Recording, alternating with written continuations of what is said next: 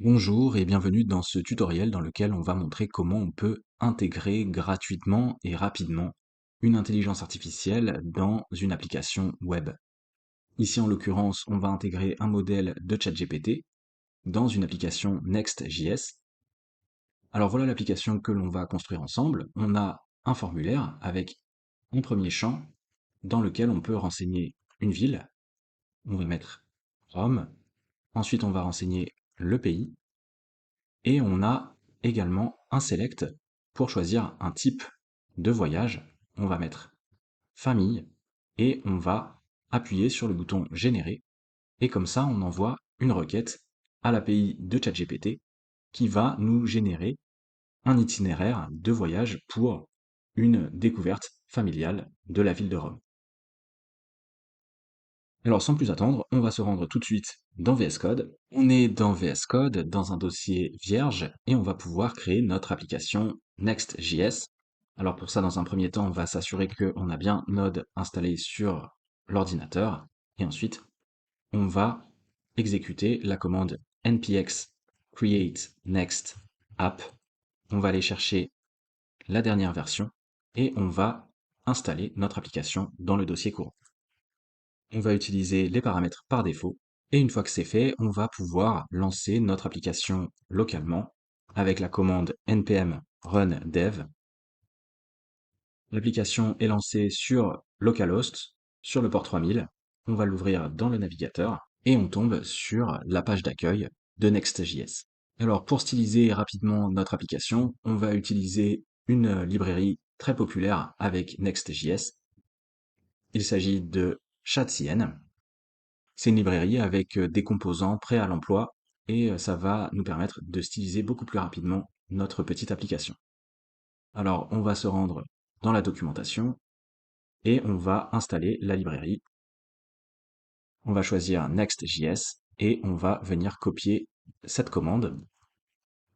On va ouvrir un autre terminal et on va venir installer Chatcien. Au niveau du thème, on va choisir le thème par défaut. Et une fois que on a installé Chatcien, on va pouvoir aller regarder dans la documentation pour rechercher les composants qui nous intéressent. Pour notre application, essentiellement, on a besoin d'un formulaire. Alors on va venir chercher le formulaire. Et ici, on a une documentation qui est très bien faite et qui nous explique comment on peut utiliser le composant pour le formulaire. On va venir ajouter le formulaire avec cette commande. Les dépendances sont installées, et si on regarde maintenant dans notre dossier composants, on a un sous-dossier UI, et à l'intérieur, on a les différents composants qui sont nécessaires pour utiliser le formulaire. On va pouvoir créer un premier composant, on va se rendre dans le dossier components, et on va créer un nouveau fichier que l'on va appeler tourform.tsx. Et pour aller plus vite, on va retourner dans la documentation de Chatcien, et on va venir copier le code d'exemple que l'on va coller dans notre nouveau fichier. Alors, on remarque qu'on a déjà plusieurs erreurs, notamment parce que dans le formulaire d'exemple, Chatcien utilise un autre composant, c'est le composant input, et donc il va falloir rajouter ce composant dans notre application. Donc on retourne dans la doc, et on va aller chercher le composant input, on va copier la commande pour ajouter le composant. Ensuite, on peut remarquer que les formulaires avec Chatcien utilisent un système de validation avec Zod. Alors, ce que l'on va faire pour rester organisé, on va venir mettre le schéma de validation dans un fichier à part entière. On va couper le schéma et on va créer un nouveau dossier à la racine, utils. Et à l'intérieur de ce dossier, on va créer un fichier schéma.ts et on va venir coller notre schéma Zod que l'on va exporter. On va venir importer Z à partir de Zod. Et dans le cas de notre application, on n'a pas de champ username, par contre on va avoir un champ ville qui va être une chaîne de caractères et on va dire qu'au minimum on aura 3 caractères. Et pour le message d'erreur, on va mettre la ville doit contenir au minimum 3 caractères. On va faire la même chose pour le pays.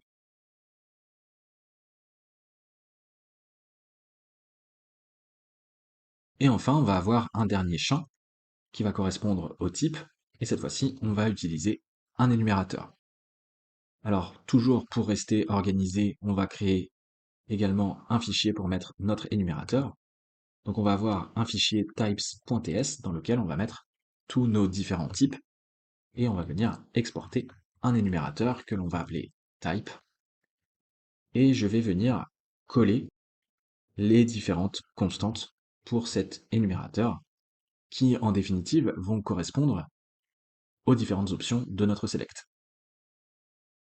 On va pouvoir retourner dans le schéma de validation et pour le champ type, on va utiliser notre énumérateur.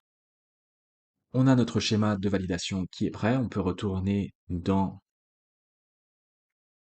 le fichier tourform. Alors d'ailleurs, on va pouvoir changer ici le nom de la fonction. Et on remarque également que on a d'autres erreurs, notamment on a cet objet form. Alors il va falloir créer cet objet puisque en réalité, les formes de Chatien utilisent React Hook Form, et donc il va falloir instancier cet objet form en utilisant le hook useForm. Alors normalement, dans la documentation, on devrait avoir un code d'exemple. Si on retourne le formulaire, on devrait avoir un code d'exemple pour instancier l'objet form. On va pouvoir copier le code et on va venir le coller juste ici. On va venir importer notre schéma de validation. Et comme tout est strictement typé avec Zod, ici on a une erreur puisqu'on n'a pas de champ username dans notre schéma de validation. Par contre, on a un champ ville et au niveau de la valeur par défaut, on va mettre une chaîne de caractères vide. On va faire la même chose pour le pays et au niveau du type, on va utiliser notre énumérateur et on va mettre culturel par exemple. Ensuite, on a cette fonction onSubmit qui va être déclenchée lorsque on va soumettre le formulaire et pour l'instant, on va se contenter de loguer les valeurs dans la console. On a notre formulaire, on a un premier champ, et encore une fois, comme tout est strictement typé, au niveau de l'attribut name, on ne peut pas utiliser username, par contre on peut utiliser ville. On va se débarrasser du label, au niveau du placeholder, on va mettre ville, et on va se débarrasser également de la description. Par contre, on va bien garder form message, qui va nous permettre d'afficher les messages d'erreur si jamais on a un problème de validation. On va changer le texte du bouton, et on va pouvoir copier le premier champ pour créer un deuxième champ pour le pays. On change la valeur de l'attribut name et celle du placeholder. Et enfin, on va pouvoir créer un dernier champ pour le type. Alors dans le cas du type, cette fois-ci, on ne va pas utiliser un input, mais un select. On change bien la valeur de l'attribut name et on va supprimer l'input. Et on va retourner dans la doc de Chatien pour voir comment on peut ajouter un select dans notre application.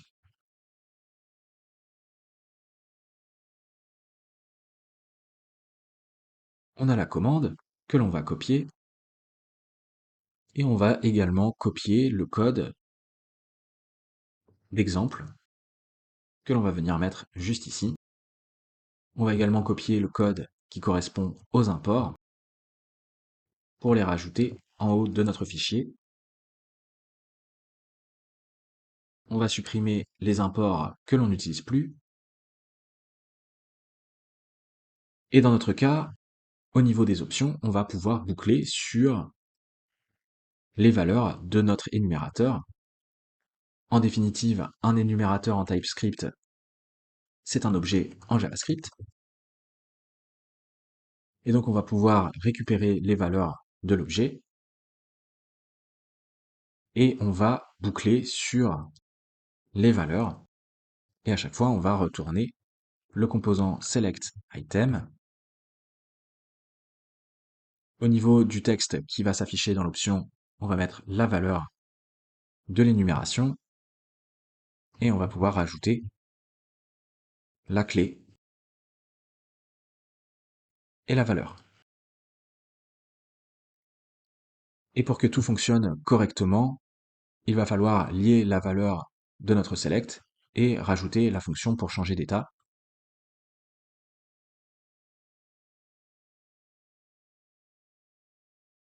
On vient lier la valeur et on va rajouter la fonction qui permet de changer l'état du select, comme ceci. Au niveau du style, on va mettre une largeur complète pour le select, et pour le placeholder, on peut s'en débarrasser puisque, en définitive, on devrait avoir une valeur par défaut pour le select, comme on l'a mentionné juste ici. On est bon au niveau de notre composant tourForm. Alors maintenant, simplement, ce que l'on va pouvoir faire, c'est retourner dans la page principale. Ici, on a notre page Home et on va se débarrasser du code qui nous a été fourni par défaut par Next.js. À la place, pour l'instant, on va retourner un fragment. On va avoir une première div. Au niveau des classes, en Tailwind CSS, on va mettre une largeur maximale à 3 pixels. On va venir centrer la div en rajoutant une marge automatique sur les côtés. On va mettre du padding, 6. Et surtout, on va rajouter une position sticky pour que notre formulaire reste toujours en haut de la page. On va se débarrasser de l'import et à la place, on va venir importer notre composant tourForm. On sauvegarde et si on retourne dans le navigateur, voilà ce que l'on obtient pour l'instant. Alors on va juste modifier un peu le style du formulaire.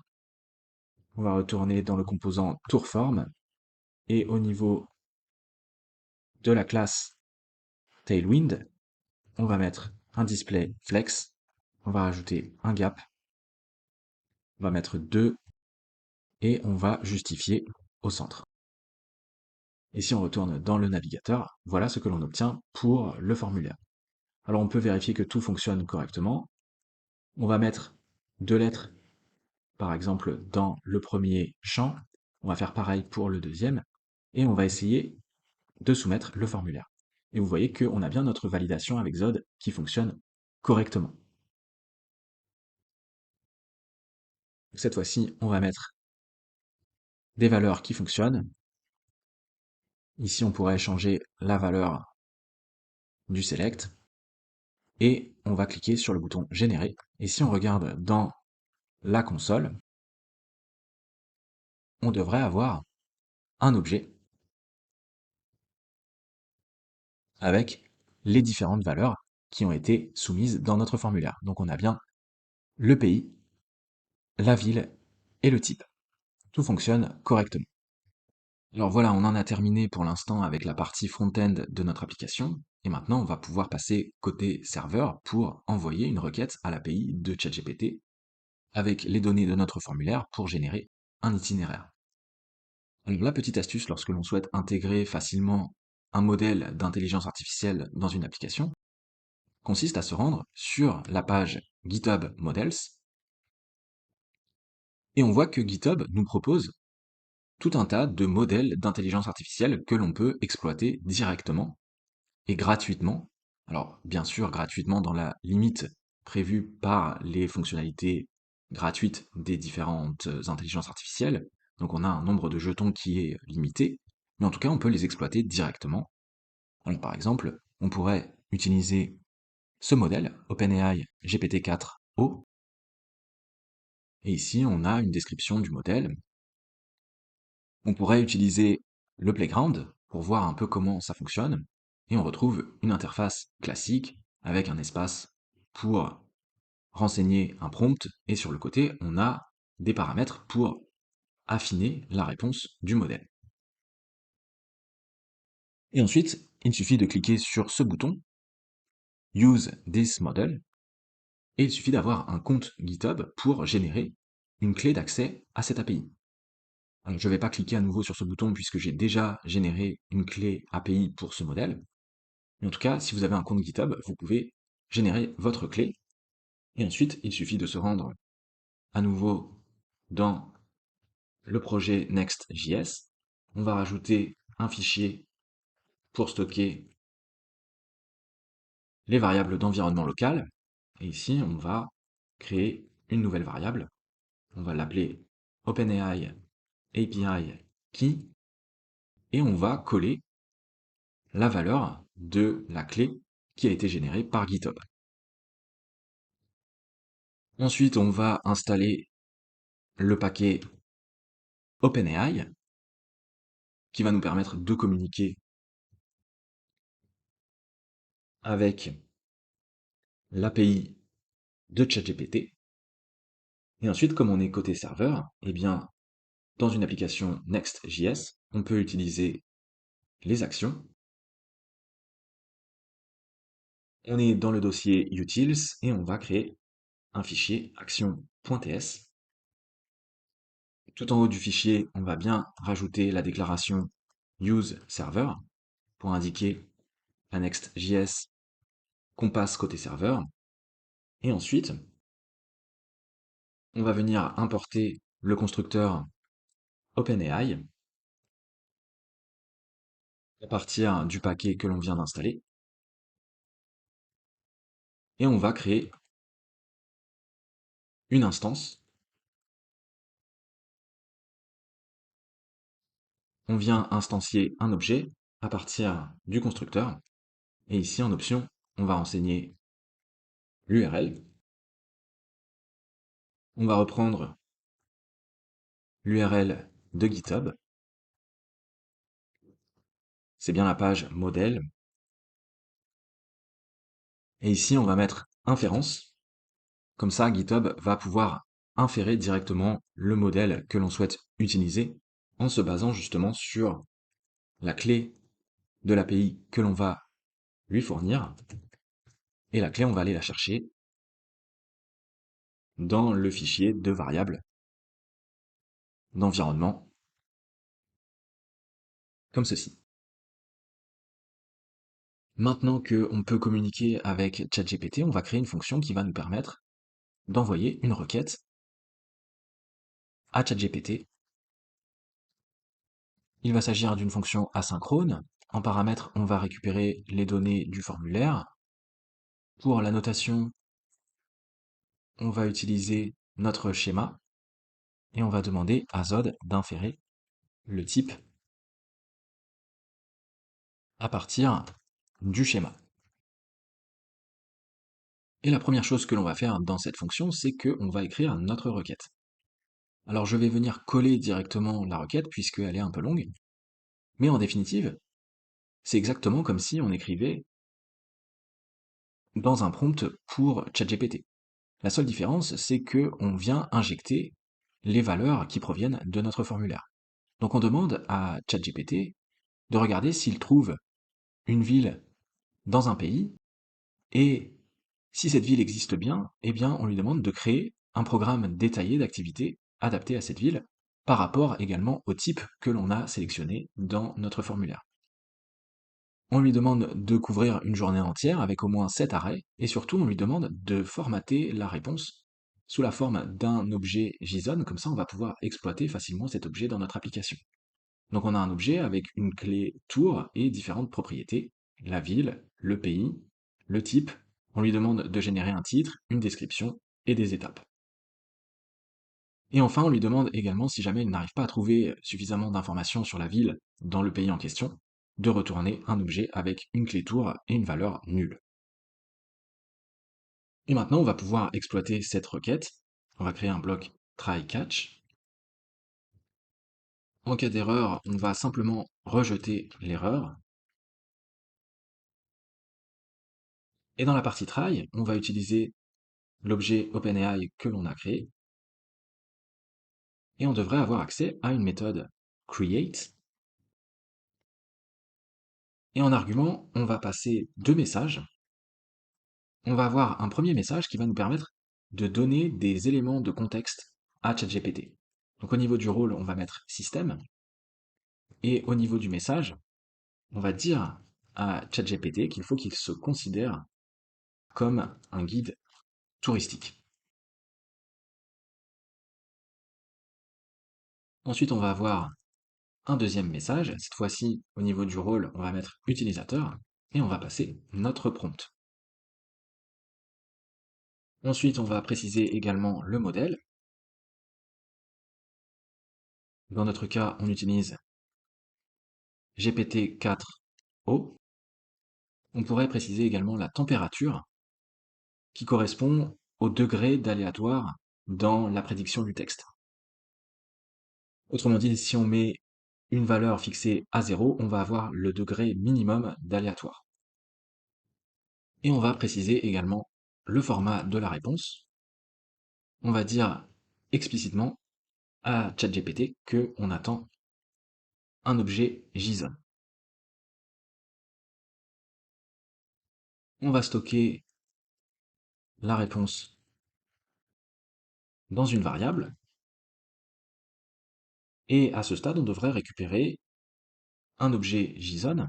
Donc on va le parser pour récupérer un objet JavaScript. On va creuser dans la réponse. On a une propriété choices qui correspond à un tableau. On récupère le premier élément. On vient chercher le message et le contenu. Et on peut utiliser une assertion non nulle puisque on devrait normalement récupérer du contenu. On va stocker le résultat dans une variable.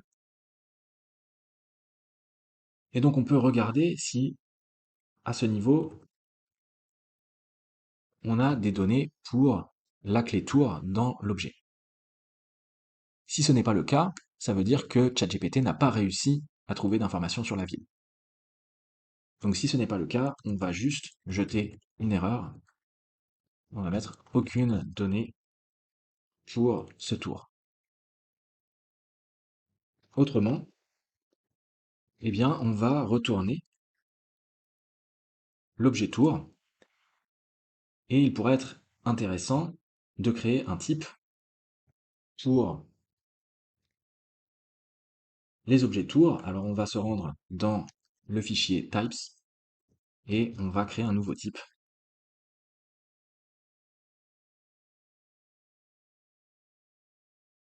Pour les objets tours, on aura une propriété city qui sera une chaîne de caractères. Pareil pour le pays. Pour la propriété tourType, on va utiliser notre énumérateur.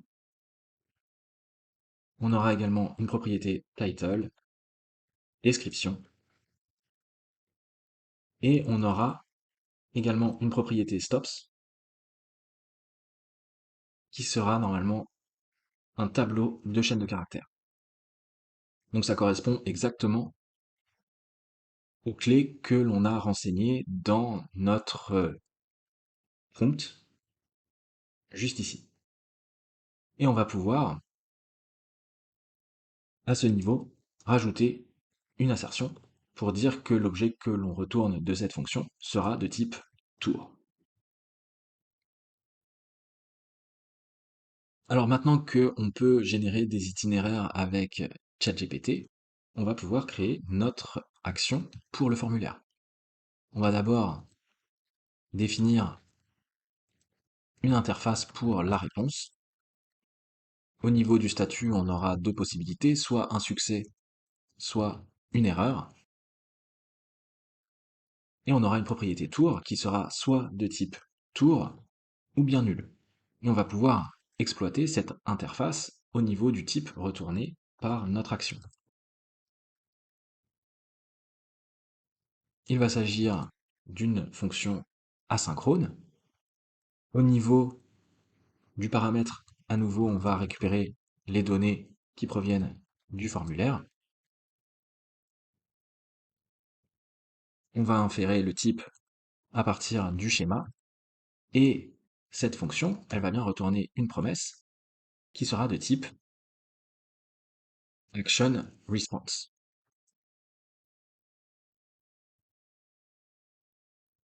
On va utiliser un bloc try catch. Ici, on n'a pas besoin de récupérer l'erreur. Par contre, on va retourner un objet. Et au niveau du statut, on va mettre erreur. Et pour la propriété tour, on va mettre nul. Dans la partie try, ce que l'on peut commencer par faire, c'est valider les données côté serveur. On peut le faire avec Zod. On va prendre notre schéma et on va utiliser la méthode parse et on va passer les données du formulaire. Comme ça, on valide bien les données à la fois côté client et côté serveur. Et donc cette méthode parse, si jamais il y a une erreur de validation, elle va lever une erreur. Autrement, on va pouvoir utiliser notre fonction pour générer un itinéraire. On passe les données du formulaire et on devrait récupérer un objet de type tour. Et donc on va retourner notre réponse. Au niveau du statut, on va mettre success et on va passer également notre tour. Pour terminer, il ne nous reste plus qu'à exploiter tout ça côté client. Alors on va retourner dans la page et on va simplement rajouter deux states pour gérer l'envoi de la requête.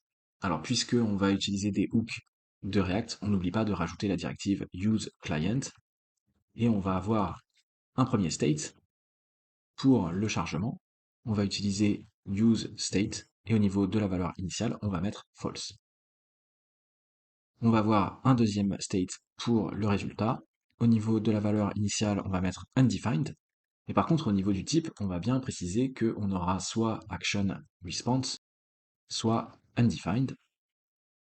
Et on va pouvoir passer les setters dans notre composant tour form.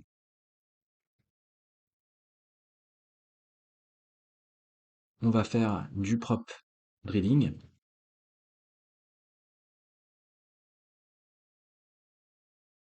Et on va venir copier la notation pour pouvoir l'utiliser dans le composant tour form. On va rajouter nos deux props.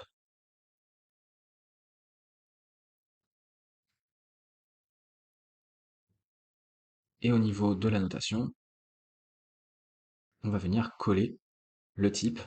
On va rajouter React. Et on va venir importer action response.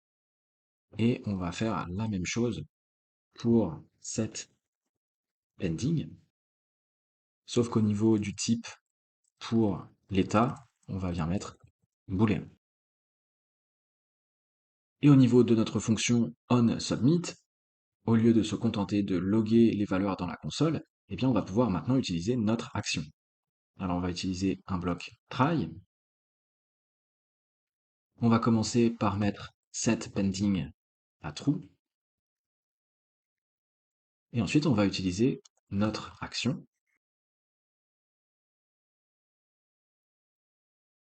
On va passer les valeurs et on va attendre la réponse.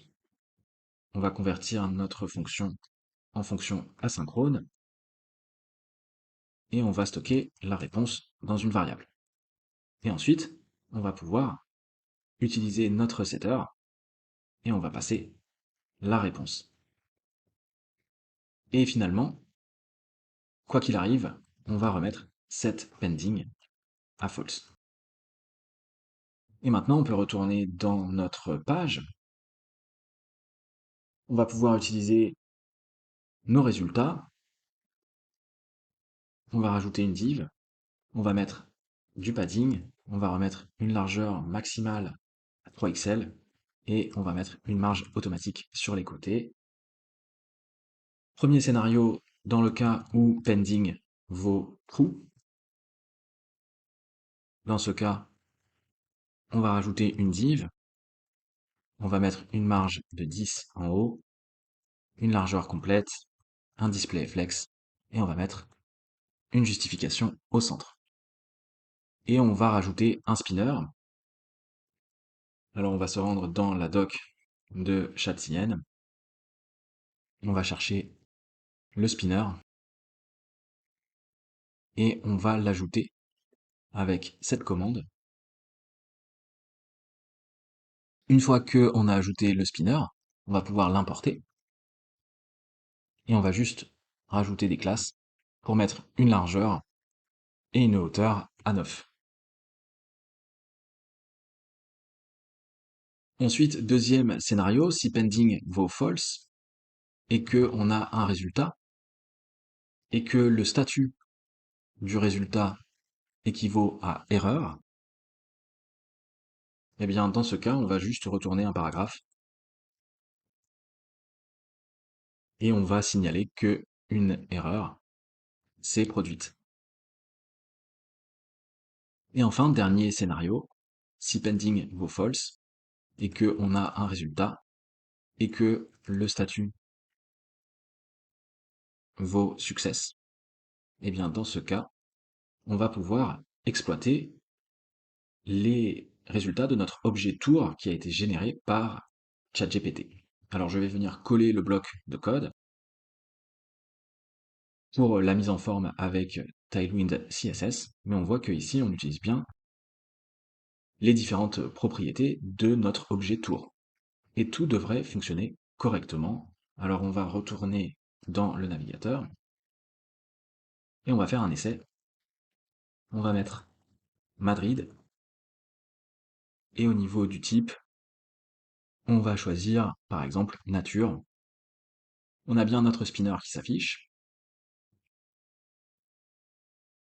et on obtient notre tour qui a été généré par l'intelligence artificielle. Donc voilà, c'est à peu près tout pour ce tutoriel. Si besoin, je mettrai également le code sur GitHub, comme ça vous pourrez récupérer directement le code. J'espère que ça vous aura plu, et je vous dis à bientôt peut-être pour un autre tutoriel.